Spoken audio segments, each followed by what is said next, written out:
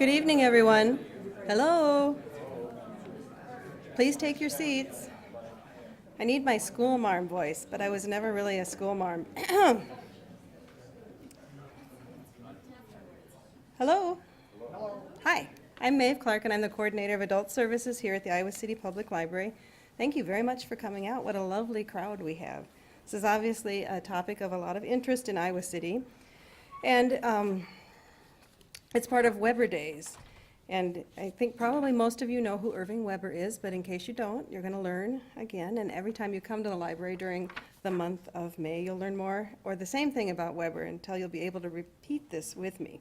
So, welcome to Weber Days at the Iowa City Public Library and our second WOW, Weber on Wednesday event.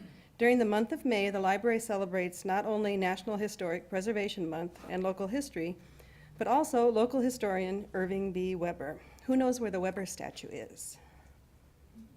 Are you just raising your hands, or do you really know? Where is it?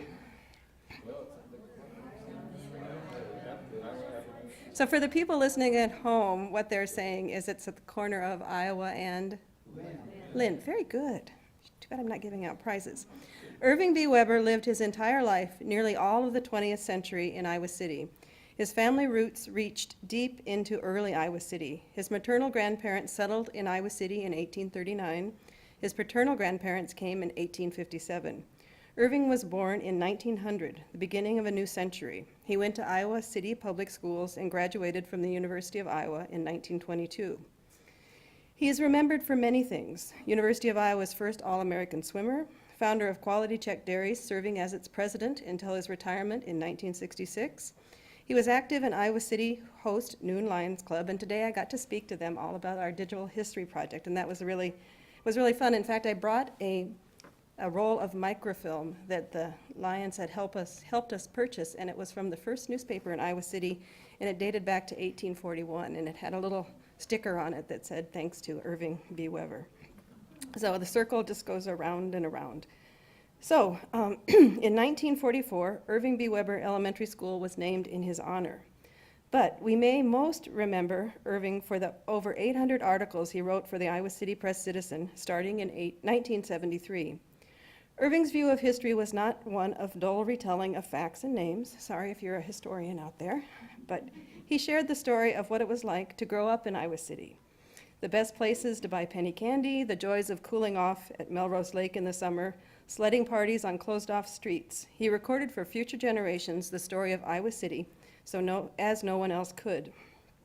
All of the articles Irving Weber wrote for the Iowa City Press-Citizen are available online through the University of Iowa's digital library, made possible with the cooperation of the Iowa City Host Lions Club, the Iowa City Public Library, and Lolly Eggers, who's here with us this evening. All are linked to the Iowa City Public Library through our online catalog. Irving B. Weber died in 1997, barely missing a century of life. There are a number of other programs at the library during Weber Days, the month of May. There's a calendar, well, there were some calendars at the back, but I'm going to go through a couple of them while I have you here in the audience. This Saturday at 2, in the same meeting room, Marlon Ingalls, architectural historian, will give a presentation on the history of Prohibition, breweries, and the beer caves in Iowa City, 2 o'clock Saturday. Next Wednesday, another Weber on Wednesday, is again here in Meeting Room A. Rachel Wuberter, UI Museum Studies student, will present a talking tour of Iowa City's food history from 1830 to 1900. She will share photos from the Iowa City's earlier years, probably some that you're showing tonight, historical notes about Iowa City's early grocers, many brewers, and more. Refreshments will be provided by historic foodies. And if I caught you as you were coming in, I gave you a digital history project card, and on the back is a recipe for ginger crisp that came from a cookbook that we have digitized, and it's also in our collection from 1898, and it's full of, I want you all to go home and look at it, because the rich history that you'll find in here, the names of the women, for the most part, who contributed the recipes are ones that you find throughout Irving Weber's articles, and probably we'll hear tonight. So that is next Wednesday. The final Weber on Wednesday will be, where are you? Tom Schuline, who will be here the last Wednesday of the month. And he will present a program on the history of Iowa City grocery stores. It's all kind of about food, which is what the university was doing this year as well, so it all fits together. He's going to talk about grocery stores from the corner store to the superstore. There are a couple of other Weber events as well. On Tuesday, May 26th at noon, author and Herbert Hoover Presidential Library Director Emeritus Timothy Welch will read from his new book, Images of America, Coralville. Coralville really counts as Iowa City history too. It's okay. We're accepting that. And then that evening on Tuesday the 26th, there's a program that I'm really excited about, and it's a group of girl history detectives, I call them, and they're sixth graders from the Lemmy School, and they're going to share their research on their school's namesake, Helen Lemmy. That's at 7 p.m. on the 26th. So if we've piqued your interest in local history or exploring your family history, please take a trip up to the second floor of the library. In fact, if you want to do some family research, we have a couple of classes on how to do genealogical research, and if you're interested, talk to me afterwards or talk to anyone at the library and we can sign you up. Upstairs, what I like to call the best floor of the Iowa City Public Library, the nonfiction collection, there is a marvelous display done by the Friends of Historic Preservation, sharing their 40-year history. You can take part in a scavenger hunt, learn about Iowa City's historic districts, and see for yourself what downtown Iowa City looked like before urban renewal. When you're home, you can explore even more of Iowa City's history through history.icpl.org. This postcard. Tonight's program, co-sponsored by Friends of Historic Preservation, is a perfect match for the display FHP created on the second floor. Marybeth Slonneger, author of a number of wonderful books on Iowa City history, including Goosetown, a Bohemian and German neighborhood in Iowa City, Small But Ours, Images and Stories from a 19th Century Bohemian Neighborhood, Weatherby's Gallery, Paintings, Daguerreotypes, and Ambrotypes of an Artist, and The Berg, a writer's diner, will preview her newest endeavor, Finials, A View of Downtown Iowa City, which will be released this November. Please help me welcome Marybeth.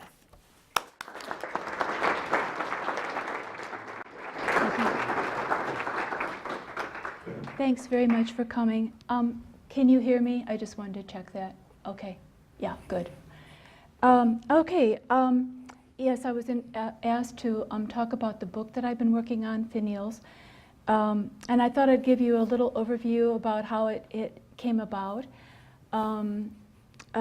Years ago, I had started thinking about making something like a die-cut book of an artist book, a one-of-a-kind book, where I would be doing die-cut images of buildings downtown and layering them so you could see change.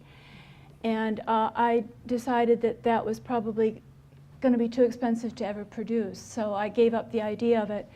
And then this last year or two, going to the meetings of historic preservation, having to do in council meetings, having to do with the railroad cottages and so forth, I got into a funk, and I decided that the best way for myself to deal with it would be to try to do something positive.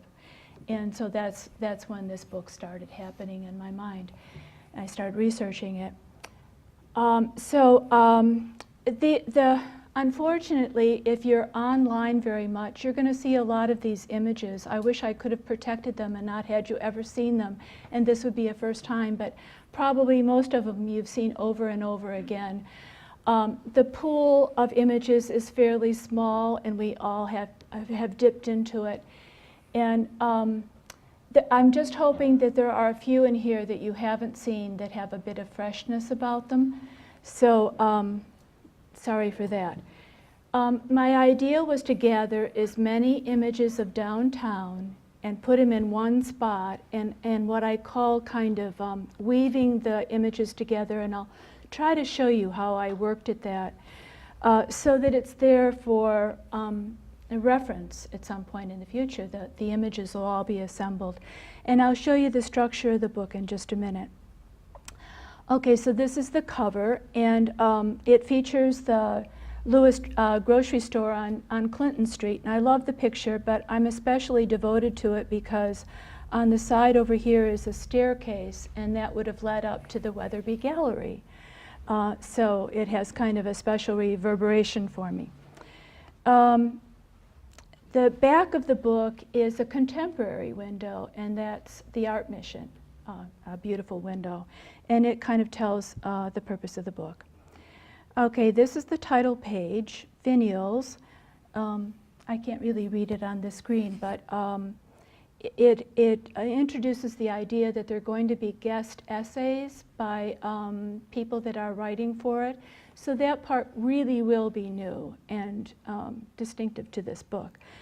And I think they'll be great and enjoyable. And also you can see that I'm using kind of ghost images throughout the book, right here, of buildings that no longer are. These are from North Clinton Street, and I'm trying to call attention to the artistic beauty of these buildings. You see different kinds of brackets and this overhang. Many of these things couldn't really be seen from the street. They're just great craftsmanship and beauty that people went to the trouble of forming at this time. So I'll be kind of pointing some of that out. And then the dedicatory page. This is the Opera House, and this is where we really get into finials. Finials, a cast iron cornice over here, and pediment, a beautiful balcony, and something called a chamfered corner, which I'll be trying to point out to you a couple of times because it recurs in Iowa City. It's when a right angle comes together and they chop off the corner. And it gives you this sense of pulling in, of kind of making a piazza, like something more friendly than just right angles. So that was applied on major intersections in Iowa City, and quite deliberately. So we'll be seeing that. Let's see, this is an invitation from the 1840s, an early invitation to a cotillion, to a dance or a party downtown. And I think it's remarkable that they're getting going in the 40s, right after they dig out their log cabin or whatever they're living in. They're ready to dance. Okay, this is a kind of list of the various sections in the book, but also one of these images of a repetitious pattern in the cornice. Great beauty. This is along Iowa Avenue in just a bakery and a very elegant building. So we'll be seeing more of those. And, oops, excuse me, I want to get back to my arrow here. I didn't put this in the book, but I thought I would just throw it in. I pulled a lot of this in, particularly at the beginning, from Sanborn fire maps and directories, and my goal was to try to identify all these buildings downtown on these maps. Well, it became an enormous jumble. You can see different colored pens going on, and the directories weren't giving me enough information, and people were moving between directories, and the whole thing became kind of a whirl of information that I eventually just decided to simplify and come up with what I did. Because I'm not a native Iowa Cityan, I came here in the 80s. When I read the early histories and Irving Weber, when he would refer to something like, well, this is where Harmony Hall was, or, you know, he would throw out a name, I didn't know where that was. And so I decided to try to be more logical and to pin things down for myself and other people. And so I came up with this 1850s map. This is when Iowa City was still the capital of Iowa. Here is what's called the State House and Capitol Square. And there is a second part to this, the northern part. But this shows the first house, real house, what they call a house in Iowa City, the it's a log cabin, 2-story, on Iowa Avenue. The first frame store is over here, south of the Capitol, and the first school was a little bitty frame one-room schoolhouse. And then there are various hotels, and the earliest churches are marked too. So people have I hope, are oriented to the way the city got laid out. This is a wonderful image that I got from the University of Iowa Special Collections. I loved it. This man, there's a pair to it, a twin. He's standing on railroad tracks with this sign. And it was so curious to me, and I just loved it. And then I found out that actually it's a kind of piece of propaganda. It's an ad for the university. It's SUI. So it kind of deflated a bit for me then. But anyway, I still kind of like the image. And then I write a little overview, a short history of the beginning of Iowa City, and try to cover some things. Okay, this is a quote. Oh gosh, I can't even read it from here. It's from Cynthia Ozick. Let me see if I can see it up here. I was doing some reading for a book club, and this quote just seems so right to what I was doing. It's a very strange American amnesiac development to put all experience in the present tense without, pardon? Memory. Oh gosh, I can't see. Or history of a past. What is the past? One damn thing after another. What is history? Judgment and interpretation. And I thought that was just wonderful, because this is all about historic preservation after all. Okay, so we go on then. I drew very heavily from the State Historical Society. Oh, heavily, gosh, the whole thing is practically from there. But one great love is the Isaac Weatherby glass plate negative collection. And he took portraits from the 50s on through the 70s. So I highlighted these things in decades, and these come from the 1850s. The two daguerreotypes may or may not be his, but the others are. And you can see the high and the low, prominent. This is Governor Kirkwood, and then you get this wonderful set of anonymous men talking to each other. You get Old Father Greeley, Mrs. Quinn. The PowerPoint program cuts the left and right margins off, so you'll have to kind of glue things together in your mind. But anyway, each decade I tried to include portraits so that we knew what these Iowa Cityans look like. And then right after their portraits are newspaper ads, starting with the 1840s, starting with 1841, because I was curious what was going on so soon after, you put up some boards, and then what happens?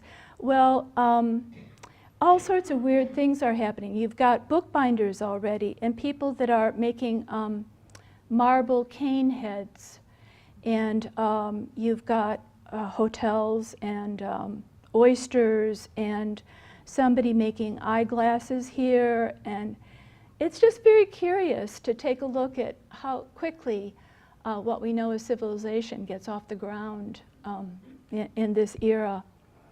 But after all, this was the capital of Iowa right now.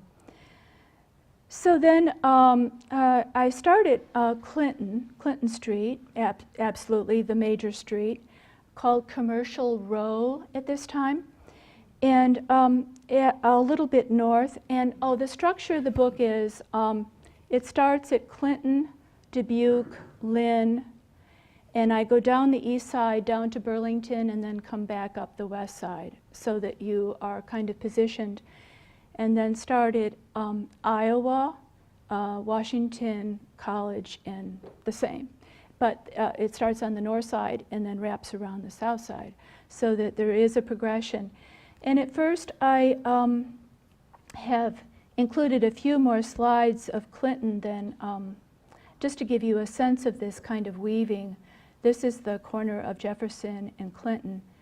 And then you come down here, and there were these early lovely buildings. These two are the ones that were in the title of the book. This is a homeopathic hospital, a milliner's shop, a bakery. And then it is actually somewhat attached to this next photo. And then this is a limestone doctor's offices. And then you see the beginning of this church, which is this church, the Universalist Church, from the 1860s. And then the next slide, oh gosh, what did I do? So easy to, oh, sorry. What is it doing? Oop, we're back. No, we're not. I'm sorry. This is not as much fun as old slides were. Let's see, where are we? Right here. I probably just touched something accidentally. Is that coming up here? No. Well, it is, but it's not quite. Ugh. I'm going to need Beth here pretty soon. Yeah, right. Hi, Beth. Yeah, I just touched something. Oop. There you go. Okay, thank you. Okay, I'll try not to do that again. Okay, so this is the church in the Limestone doctor's office. What a weird building. What a wonderful, I mean, who thought of this one? But there was a bakery and a doctor's office on this corner from 1841. And still here until, unfortunately, these buildings were acquired by the university, and now we've got Phillips Hall. This is Iowa Avenue, and this is Clinton out here. And there was a parade from 1914. I think these guys are engineers. You'll see a lot of parades because parades allow you to see the background in photographs, and so they're very useful for that reason. So you can see the corner there. Okay, going down the block, this is Fink's Bazaar. Mr. Weinica is out front here standing next to an 8-foot-tall Indian, a painted Indian, politically non-correct, but remembered by people, and I guess that was the whole point. He's next to his daughter, Carrie, who had a bookstore, Arcade Books and Stationery, and that is the beginning of books on that corner, actually, since then. Okay, so then next comes the Whitaker Barber and Bathing Facility. And I couldn't find an indoor shot of it, so I used an ad. And this shows 3 guys in barber chairs being shaved, some men over here reading the paper, waiting their turn, a rack back here with their individual shaving mugs on it. And back here, this is curious, there's a screen with knights in armor painted on it.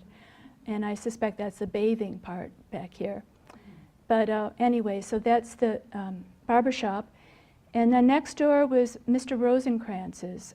He came to Iowa City as a furrier, and he made hats and caps and probably coats. And his store here, actually more in the original, goes back so far, and it shows you, if you were in the soap opera, you have that feeling of those long, thin buildings that would utilize the whole lot, you know, and go all the way back. And that's what all these stores, that is the reflection of all of them, to be long and thin. And then early 1870s picture of this becomes Ponchero's. It was a drugstore, Whetstone's. Mr. Bloom's ready-made clothing right here. And he was successful enough to purchase the store next to it. And he had the aesthetic sense of matching the 2 sections. He made them look like this with these beautiful pendants hanging down and some window treatment. So that Part of this is still there. You can see it, kind of. It's not all there, but part of it. This building exists, and one other building down here, and the rest has been pretty radically changed. Okay, I showed you the outside of the Opera House. This is the interior with scenery flats and a stereographic card that would have been put into a projector and made a 3D image. I think you all know that. But it shows an elaborate opera house with like velvet covered seats, and it was 2 floors, and it held over 1,000 people, so quite large and lovely, lovely building. And all the prominent shows, you know, that came through appeared here at one time. It fell out of favor at the time that movies hit so hard, and the university built an auditorium at that time, and they no longer had their school plays and their commencement addresses and things there. So it just kind of went into disuse and then was transformed into a bank. Well, I've taken you around the east side and already have come up the west side to the corner of Washington and Clinton. And there's this Furbish. Mr. Furbish came from Germany. He was a shoemaker. And he was successful enough that he transformed this corner building. I don't know if he tore it down and went from scratch or whether he just modified the one that was there. But he put this beautiful corner window fixture, whatever you want to call it, on the end of it. And this comes up later, so that's why it's in here. We'll see that again. Okay, so then over to Dubuque Street. I recently learned from talking to some people from the church, the Unitarian Universalist Church, about how their church had stood at this corner. We never found a picture of it. But it was lost to fire. I talk about this a little bit in the book. And in its place came meat markets. And this one isn't actually from this spot, but is kind of marking what they probably look like. This is Mr. Harvit's meat shop, and he is advertising frozen Swedish fish. No, fresh Swedish fish, excuse me. And it looks like rabbits maybe hanging down here too. Yeah, this actually was over on Lynn Street, but meat markets were there with entertainment above the market space. There were hardware stores there too. This is this long, narrow look again. Parson and Stover hardware store is showing a whole bunch of stoves because this is the period when they were transitioning from fireplaces and candles to cooking and heating with stoves. And there are a lot of ads in the paper and even some photographs of stores that were selling a lot of stoves. Okay, and there were harness shops.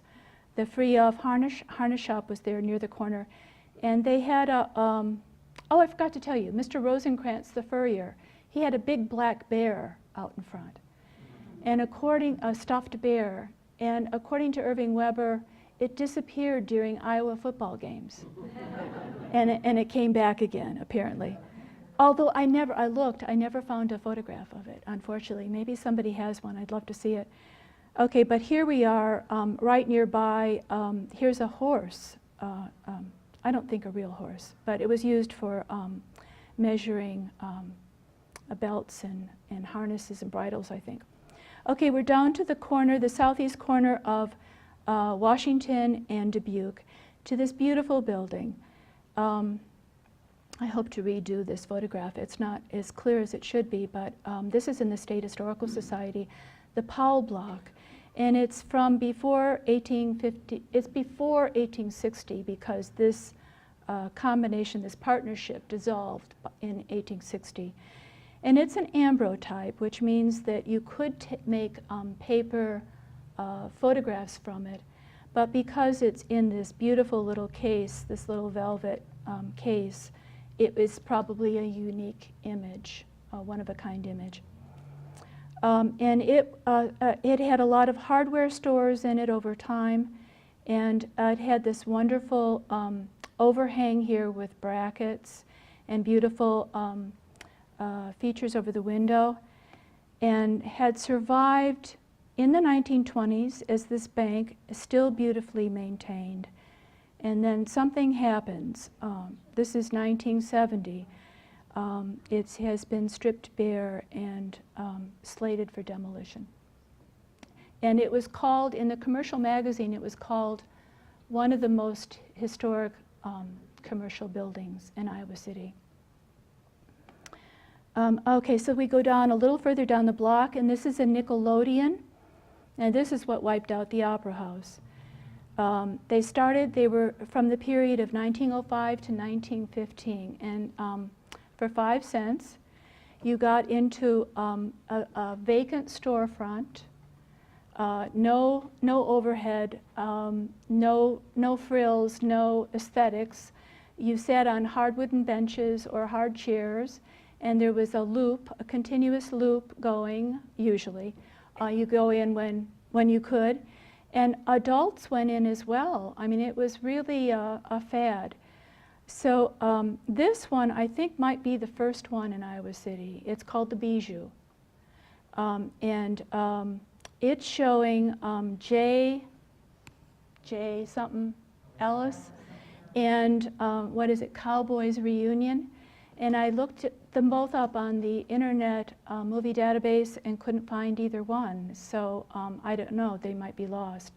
But this is probably from about 1905 to 1910.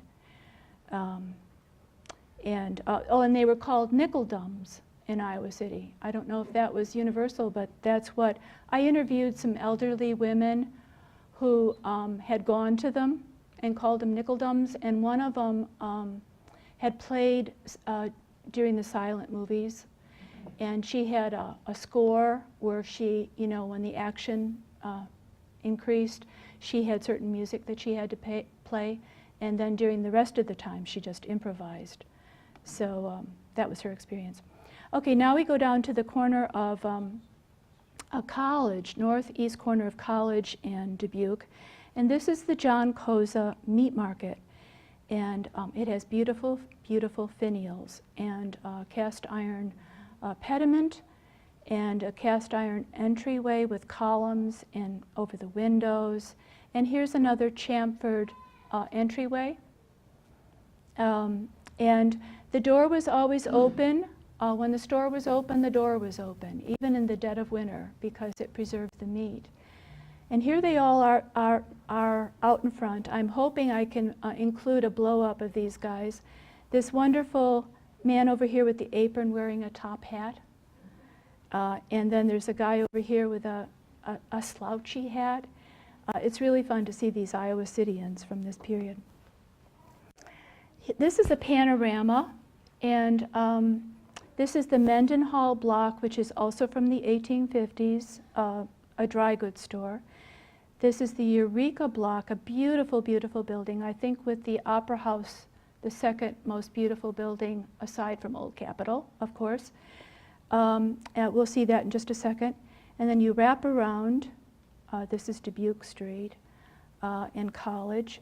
Here is the Koza Meat Market on the corner. And then this was an old blacksmith shop, Dondre blacksmith shop, and now it's encased in cement blocks and is a saloon. So this is how it was laid out. And now here is the Eureka Block up close, another chamfered corner. This pediment and the railing, and it's inspired by French design. And according to one of the sources that I used, they picked up on the World's Fairs, and the Paris 1883 or 89 World's Fair was influential with this kind of architecture. So it's John Pickering's China Hall at this time, and you can see the China selection here, and we'll see some pieces from his store in just a minute. There's a display case out here, and the entryway. Okay, and then, of course, here's the after picture, 1970s, probably minutes before it's being torn down. it has lost, by now it has lost all its elegance, or most of its elegance. And the doorways changed, the windows, and it hasn't been maintained and lost to Urban Renewal. Okay, and then further up is what was called Lichty's and Thomas's hardware store on the corner of, northwest corner of Washington, pardon me, Washington and Dubuque. And this is before 1924 because at that time it got changed. But pediments, more cast iron, a chamfer doorway, and this flagpole has a flag that's made out of light bulbs and probably lit up in red, white, and blue, I would imagine. So this is the corner today, kind of naked. And then, oh man, what am I doing? I'm so sorry. I'm touching something that sets it all off. Oh, hi. Thank you, thank you. Where'd your PowerPoint go? I'm touching something here that, oh, the PowerPoint. Excuse me. Here it is. Over here. Here Okay. it is. Yeah, Now, go down to the slide we want to be on. yeah, it's way down now. See, I'm not technically oriented. And these slides are so little, I can't tell which one's which. You can Let's keep, just try that one and see. Oh, yeah, there it is, thank no, you. except we're, Oh, we're at the beginning. that's okay. We're going to fly through them. Oh, sorry. It's okay. Do you have to tell me when to stop? As they look different across the hall. Right about Okay, there. Okay. Okay. This is the almost up to Iowa Avenue and the Patterson Block of 1899. And Prairie Lights was in here, and there was that disastrous fire, you know, and so the building got very damaged. These two are still there, but, you know, Catherine's and the one next to it don't look like this. But anyway, Mr. Patterson was a very successful lawyer, and this is his son-in-law, Willard Welch. And Willard Welch has the Dresden China shop just up the street from the China Hall and a grocery store. And his horse Billy and his roundabout are out in front here. And there's a teapot sign here, a great one.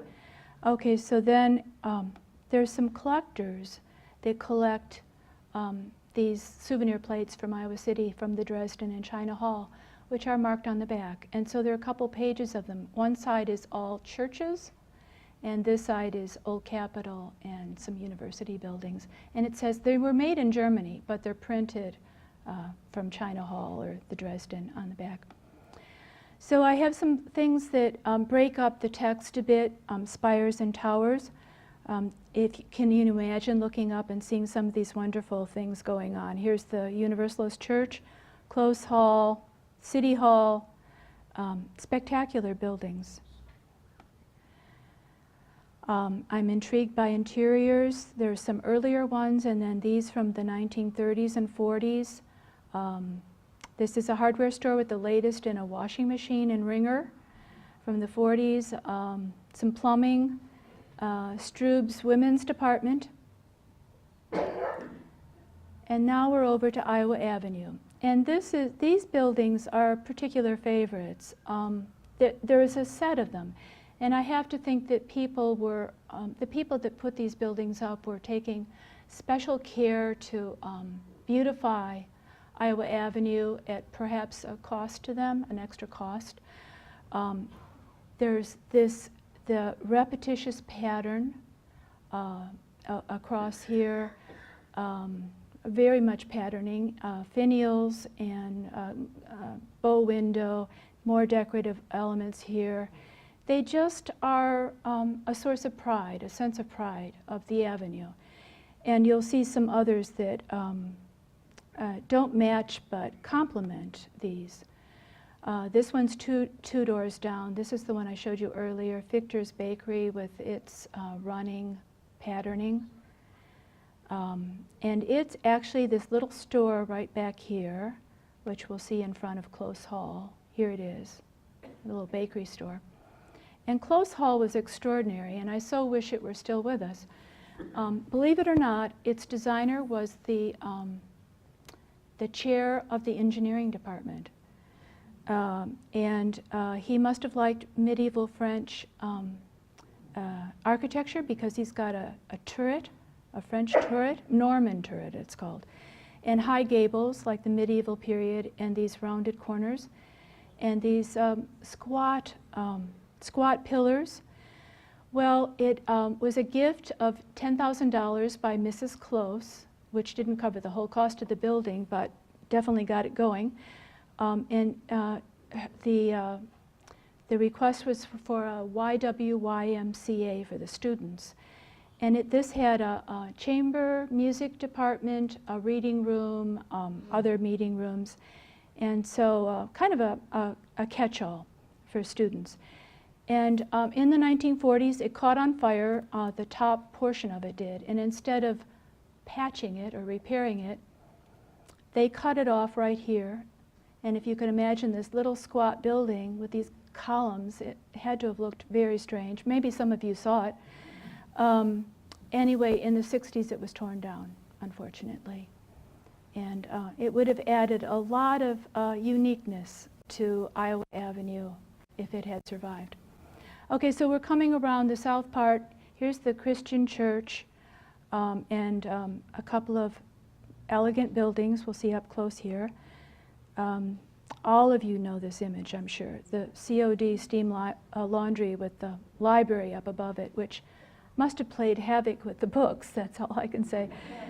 But again, what I call embroidering in brick, this beautiful patterning and finials, and a very elegant building.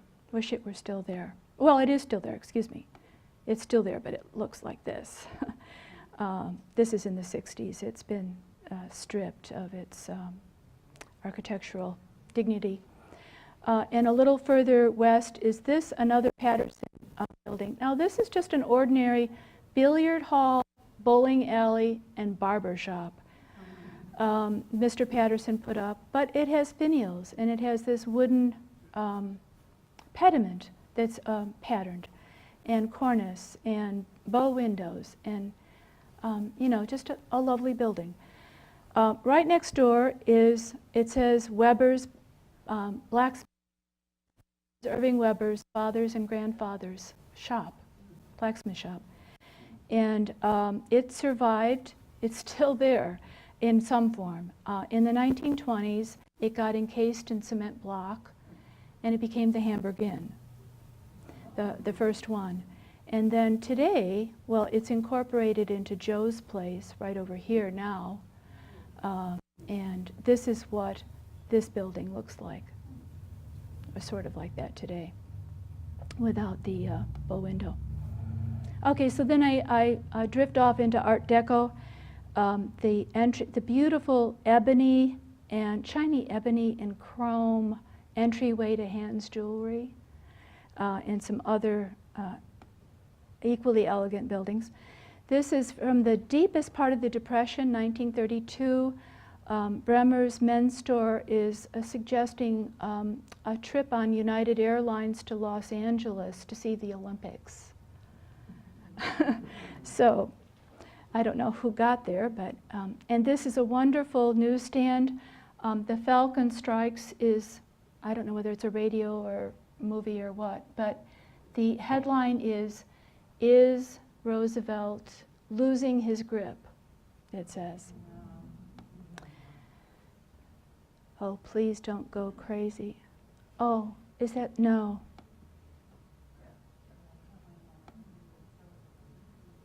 I'm missing a slide. That's weird. Oh, heck. And it's the guys that did all of the cast iron embellishing. It's the masterpiece. No, we're missing a lot of slides now, aren't we? Okay, we missed it. They were kind of the but they were Bohemian immigrants who got architectural pieces from, they were sent from, fabricated in Cincinnati or St. Louis, someplace like that, brought to Iowa City and then applied to the buildings. But they also made, I think, these finials and other smaller decorations. They did the Opera House, by the way. Okay, so this is just jumping in here with the one before it missing, unfortunately. This is somebody's, part of 3 people's collections. I'll just highlight this one. You've missed some of the others, but these are felt beanies that were given out by Whetstones to City High students in the 20s. And that's when City High was the only high school. And they're red and white, and they're autographed, and they say, "Little Hawks, rah, rah," on them. And this is a pin from the Golden Eagle men's store. Okay, I do Downtown by Night, College Street. Some trades, you'll have to imagine those. Oh, God. Women in the Mendenhall Block who were learning typing and shorthand. I'm just going to keep talking. In the early 1920s, when they were going out into the workforce, and there's a picture on the wall. It's 1921 to 1923 because President Harding is looking down on them. And that's when women entered the workforce. Okay, maybe you can see some of these things. Where are we? Here we are, right here. Slideshow. No. Current slide, yes, thank you.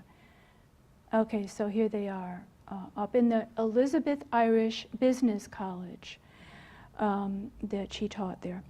Okay, so then the next one is a set of store windows. I like windows. And then contemporary windows. I do a set of those too. The beautiful Chait Gallery that's been wonderfully restored. Beautiful building. Okay, now we get to why I showed you the Furbish building. Probably a lot of you have seen this set of slides on the library website. But this is 1970s Urban Renewal. And these were taken by Theo Lindley. I knew her. Her father was a doctor. He doctored the Isaac Weatherby family. And she knew that Weatherby's gallery, his first gallery, was right in here. And she knew a lot of Iowa City history. And you can look through these pictures, I think, being kind of haunted by her sense of destruction, I think, of loss. And these are, we're getting near the end, these are two, I wanted to show these because they're all the photo attributions. And they are primarily, like about 85–90% come from the State Historical Society. And it's such a wonderful, wonderful resource. And I think you probably all know that it's under threat right now. Chance of closing it in July, down to a staff of 3, and way reduced hours, and no money being put out for anything to upgrade the collections. And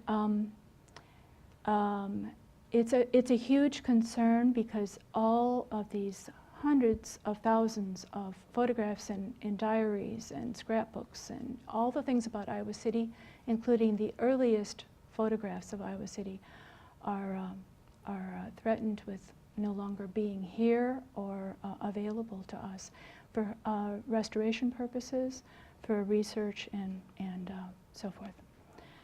So I just wanted to point that out. I use that library immensely. Okay, this is the closing for me. I love this last picture taken in the 1860s. Clinton, the Furbish corner here, Clinton unpaved, and a wonderful yarn store back here, which I would have loved to have visited. But I have a paragraph or two where I talk about if I had my wish, and it has to do with Iowa Avenue. So I put that in too. And then I wanted to end on a happy note, a positive, Clinton Street with the things that have survived. And then this last slide, I think, says it all, why historic preservation is so important, because I think people are attracted to this, enjoy, admire, feel comfortable around, and like to be in this space. So that's my case. And thank you all.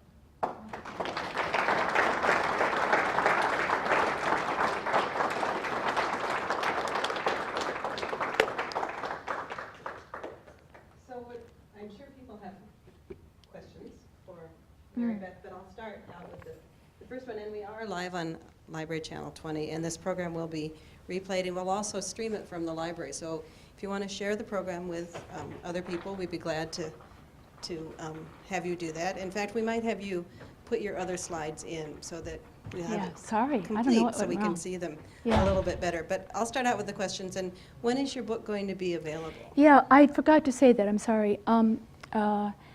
Friends of Historic Preservation are sponsoring the book. And it's coming out in the fall for their 40th anniversary celebration. And I miss that on Clinton too. I know there'll be things that haunt me that I wanted to say, but you know, the preservation of old brick is tied in with Friends, and was saved a third time. It was saved in the 1970s by a group that got together and formed Friends of Historic Preservation, and they, you know, they've gone on to advocate for the railroad cottages and other buildings that they felt needed to be saved. So this is part of that celebration in the fall. So do we have any questions? Oh, you have to wait for me. Hang on.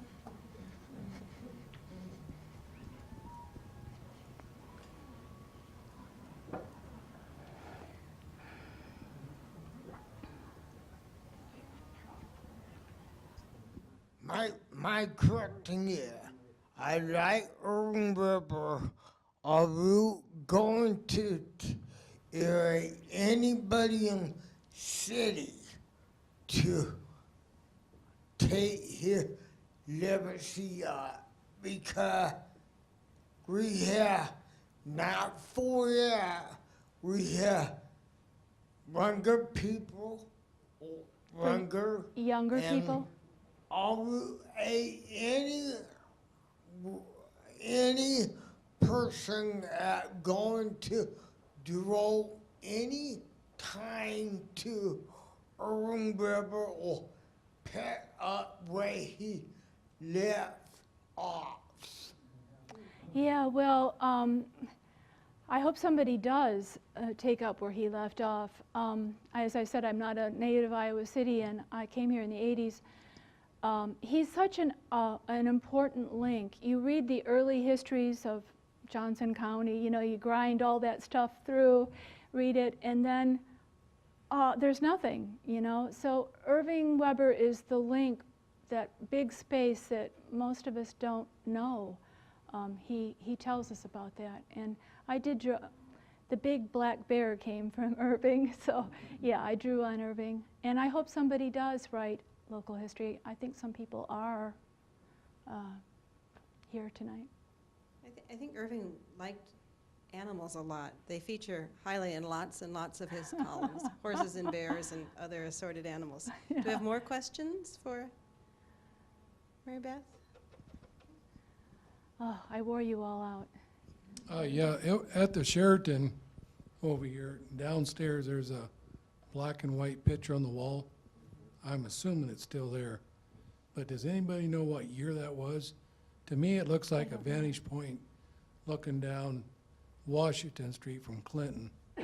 But I don't know what year that would have been. Well, of course, There are a lot of old pictures that I didn't show, so maybe it'll show up in the book. That's the beauty of using the State Historical Society, seeing all these wonderful old pictures. So. Fred's Kent photo, and it's probably about 1920, maybe as little as 1915. So Okay. I'm going to repeat what Mary Bennett said. It's a Kent photograph from the 1920s, and the Kent photographs are both at the State Historical Society, and a good number of them have been digitized for the University of Iowa. And as I said in the introduction, that all of Irving Weber's articles, the 8 books that the Lions Club produced, and there are copies of them over there, were digitized by the State Historical Society, or excuse me, by the University of Iowa Special Collections Department. And Lolly Eggers, who has written a biography of Irving Weber, which is probably over there as well, had the rest of, she had all 800 plus columns of Irving Weber's. And so the Iowa City Public Library added to that collection. So all of Irving Weber's articles are available through the University of Iowa, and they're linked off of our website. And the Kent collection, those photographs are also part of that digital heritage that the University of Iowa has. But and I got to put a plug in for the Iowa City Public Library, so we have a tiny little digital heritage collection because we're not the big institution that the University of Iowa is. But if you have photographs that are, if you grew up in Iowa City or you have kin who came from Iowa City and you have photographs that you think would be of interest because, well, you might not even think they would be of interest. They might just be of interest to your family. But in the background, just like Mary Beth was saying, you can see pictures of City Park, or you could see a farm, or maybe the county fair. And if you have photographs like that and you'd like to share them with us and the public, we would be more than glad to take them. And the beauty of when a library does this, or a historical institution, is that they add the data to it. And so then you'll have, if you know, the photographer and the names of the people in it and the time period and where it was. And so instead of just a beautiful picture that exists out there on the internet, which we find all the time and we really like, we can then reference it, and we know a lot more about it because we can say this was where it was and when it was. So Right. probably, I think the Sheraton might have an attribution on it. They certainly ought to, but that would help. Do we have other questions?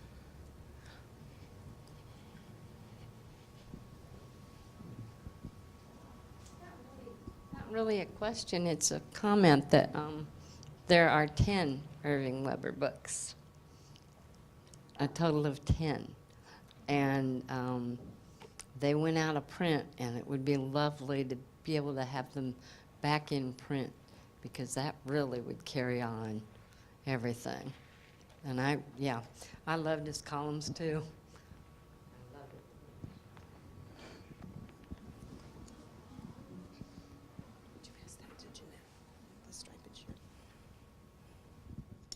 One thing that's always fascinated me, reading the Sanborn maps and so on, is how many livery stables there were downtown. And I just think, what a smell there must have been in the summertime especially. And did they have any kind of facilities for cleaning them out and Now, getting them out that's of a town? question I can't answer, but there were so many things devoted to the horse trade.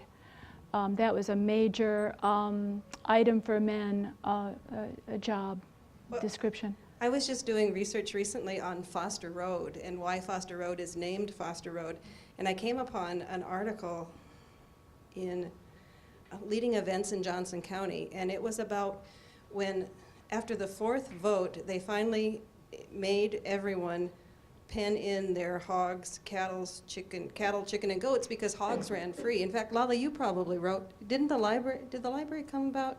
No, the library came about because the boys were bad, but there was, there were various temperance movements in Iowa City, and one time the bartenders would pour out the beer as it spoiled, and the pigs drank it and got drunk, and that was one of the reasons that they had a vote to pen in the pigs, and it's a funny little article. I saw that one too, right.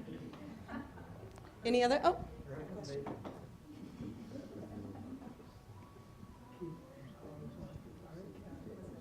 It seems like the largest destruction of urban fabric in Iowa City was for the creation of the old Capitol Mall. It was, that large swath of area. What history do you have immediately following up to that, and what that area of town looked like, and what functional businesses were there, and how that occurred? Is that part of the book? I go right up to Urban Renewal. I don't think I've mentioned Old Capitol Mall in the book. I tried not to. Yeah, there are buildings that are being shown that go down. Yeah, that what was there. I mean, some of those that I showed, the meat market, the Cosa Meat Market, and the Oddfellows building, those were all just obliterated. And the Theo Lindley photographs that came from the Johnson County Historical Society, we did that in cooperation with the Historical Society.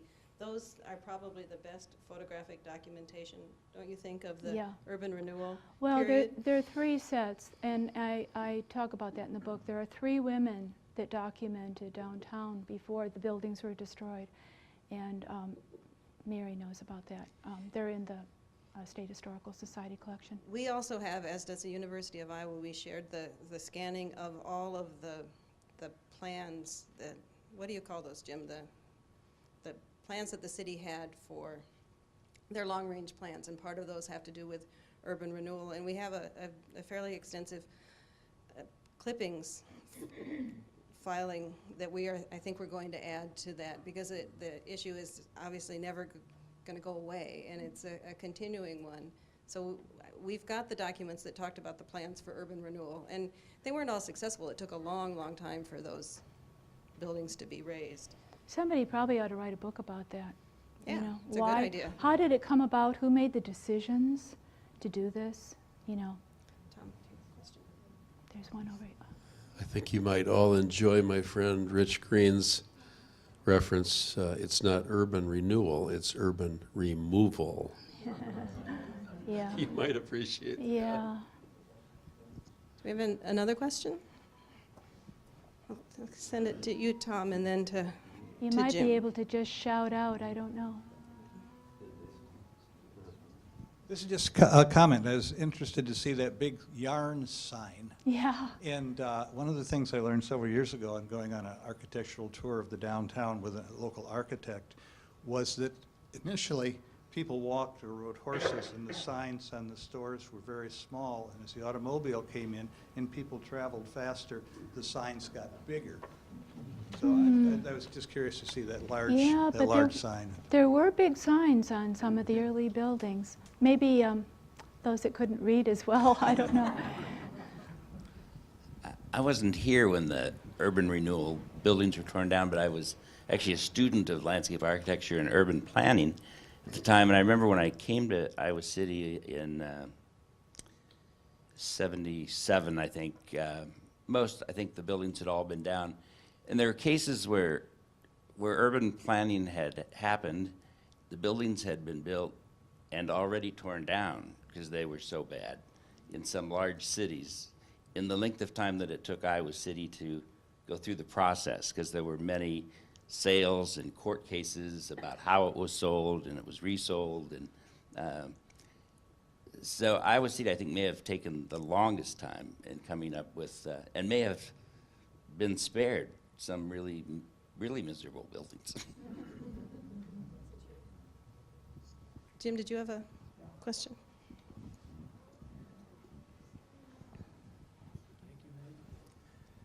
Looks like it's going to be a great book, Marybeth. I'm looking you. forward to it. You're in it, Jim. I wonder if you could say a few words about the connection between historic preservation and the idea of progress. Yeah. And what I mean is, it's easy to look at these photographs and think, well, isn't that charming to see how lovely certain buildings were way back when? But now we've progressed to the moment where we're, putting in new buildings that will achieve their highest and best use economically, and we'll keep moving into the future, Yeah. that kind of language. So could you Yeah, elaborate on I'll that? try, because there's so many aspects of it. But I'll just say that my model is like in Europe, there are medieval parts of cities where you can't build higher than the cathedral. And our cathedral is really Old Capitol. But we also have churches too that could apply to that. So my idea would be, I love the thought that we're moving big tall buildings down south of Burlington. Whether we couldn't keep that just that small area, that little commercial area of historic buildings intact and as restored as possible. Because I think it's so inviting to people, and that's where scale makes a difference. And that's kind of what I was saying about Iowa Avenue, this grand boulevard up to Old Capitol, you know, well, I go into that in the book. But progress, I mean, that's such a relative term. If you go on that website about growing up in Iowa City in the 70s, I don't know if any of you have been there, but there'll be parallel pictures of buildings, and somebody will say, hey, I like that old one better. You know, I mean, I think progress is so relative, but when it comes right down to aesthetics, I think people often just choose the way the architect saw the building initially and honor that. And I think that's what progress should be about. Well, thank you all for coming, and thank you very much, Mhm. Marybeth. Thank you for having me.